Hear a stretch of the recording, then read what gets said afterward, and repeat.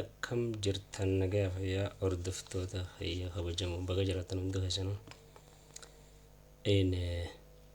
Har'aan tana yoo rabbi jedhee mallattoolee namni cimaa jedhamu qabu shan irraa dubbanna.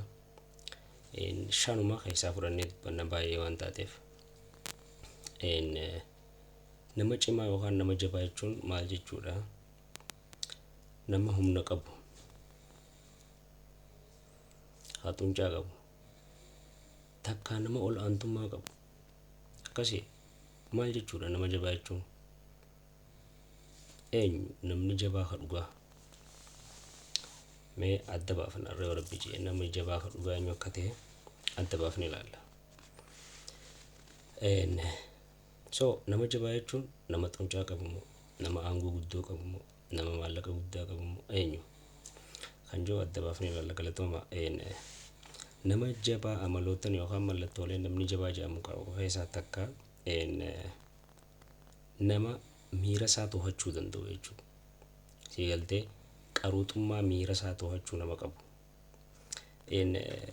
Maal jechuudha miira isaa to'achuu jechuun hoggaa jennu?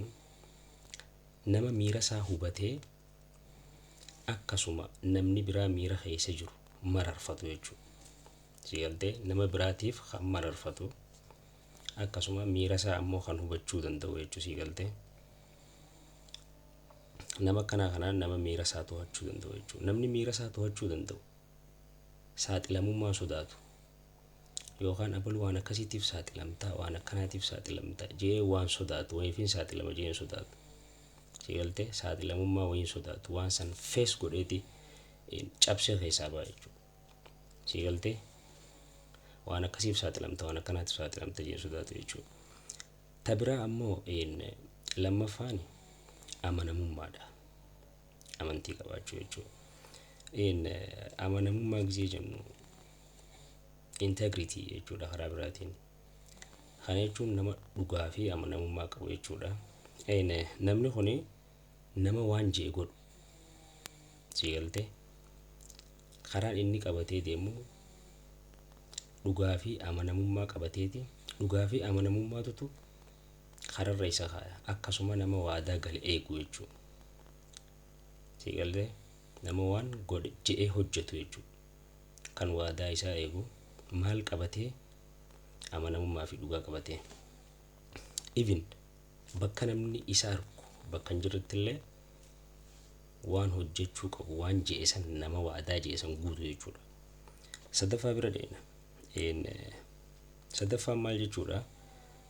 Nama dandeettii dandamachuu qabu jechuudha. Akkana jechuun nama gaafa jireenyi boksiin isa dhee lafa darbee jala ciisee jiru osoo hin ta'in nama gaafa jireenyi dhee lafatti isa darbee ol ka'ee duubarraa deebi'ee dhawicha dhawame sanirraa baratee jechuudha. Siigaltee dhawicha sanirraa dandamatee waan dhawichi san yookaan rakkoon jiruu san isa barsiifte hidhannoo godhatee deebi'ee jireenya isa dhee san cabsee keessaa ba'u jechuudha. Siigaltee afraffaa nama gadiif qabu jechuudha. Beekaadha jee ka oliif hin qabne qabeenyaan qaba jee nama oliif hin qabne nama gacha'u jechuudha. Ciminni dhugaa ciminni ilma namaa ka dhugaa gajjachuu keessa jira. Isinii galee gajjachuu keessa jira jechuudha. Nama hanqina isaa fudhatu jechuudha. Siigaltee hanqina isaa nama fudhatu.